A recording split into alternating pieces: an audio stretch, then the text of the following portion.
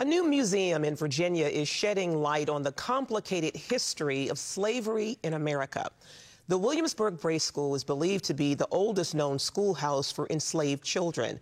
While the curriculum taught the students how to read, it also used Christianity to strengthen the status quo of slavery. The school became one of several set up across the colonies by the Bray Associates, a missionary arm of the Anglican Church. It taught reading so students could practice the faith of the Church of England, also known as Anglicanism, Virginia's official religion at the time.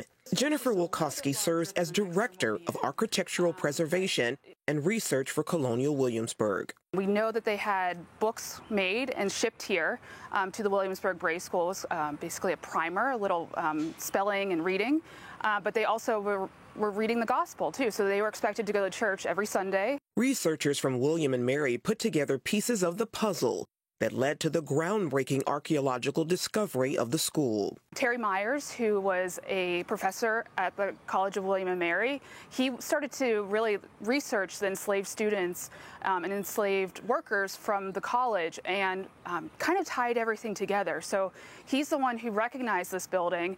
And then we as architectural historians, we came through in 2020 and we did a study called dendrochronology, and that's where we did tree ring dating of the building. And you can actually take samples of the timbers and get a very specific date. So that's where we learned that the building was built in 1760. The Bray School taught hundreds of free and enslaved black students from 1760 to 1774. While students learned to read, they were also taught to accept their place as slaves, all within the framework of Christianity. While it sounds like it is a generous thing, but they also reinforced the tenets of slavery when it came to their curriculum. Dr. Cassandra Newby-Alexander, professor of history at Norfolk State University. They had to walk a tightrope of pushing how important it was to educate these people, because they're going to have all these skills. At the end of the day, they're going to be docile. They're going to be good Christians. They're going to follow your rules. Inculcate them with the idea that whatever their status is, it was given to them by God.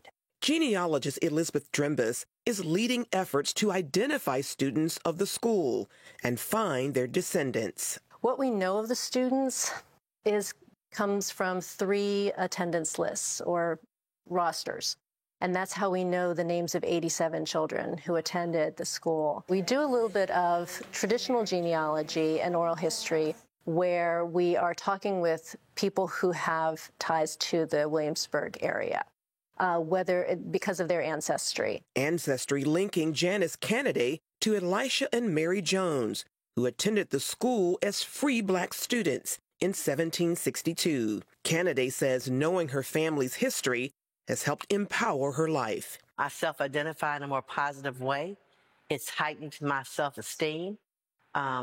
It's helped me to raise my children, to know who they are, and to realize their power and the power of their presence. Kennedy, also a manager of African American community engagement for the Colonial Williamsburg Foundation, admits knowing how and why the school educated her ancestors is complicated. When we say school, we're thinking about education. And there is education going on here, but there's also an intentionalism as to teaching these children how to be better servants or slaves to their enslavers or their owners. But these children were able to flip that indoctrination. They're not teaching them how to think, but teaching them what to think. Dr. Newby-Alexander points out that many of the students would go on to join First Baptist Church Williamsburg, one of the oldest black churches in the country. She believes that connection helped lead to the students' success, and many became teachers. I see the Bray School as an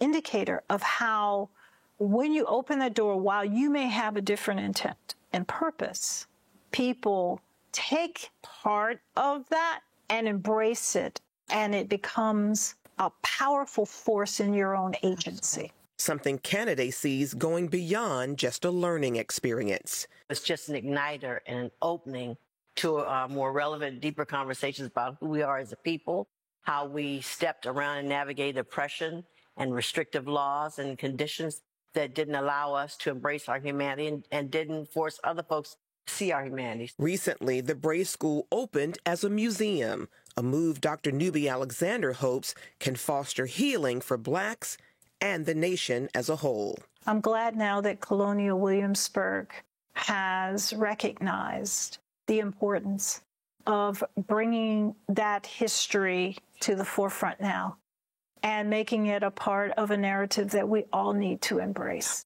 as a society and culture, because to lie about your past is to deny your future.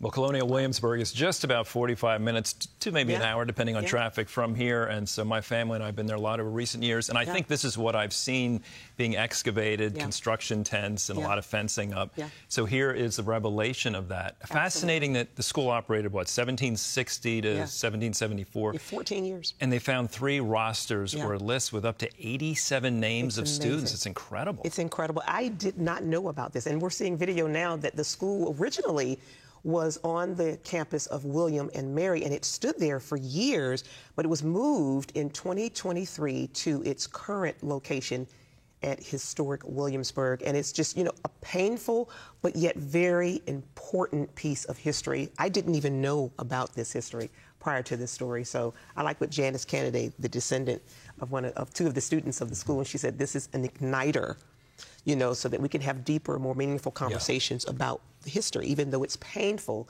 but it's nonetheless still history that we all need to know about. Yes, and someone else in the story said complicated. It is complicated. And being educated, but for what purposes? And exactly. And one of the signs that was shown in the piece said, and possibly learning to write. So that wasn't a guarantee. According to Dr. Newby Alexander from Norfolk State, she says they were not taught to write because it was too risky, because the students could go on, because if they knew how to write, they could possibly forge the signatures of their enslavers. So they were not specifically taught to write, but definitely taught to read. And Colonial Williamsburg is an enormous tourist attraction, so many people will be able to see it now. Absolutely.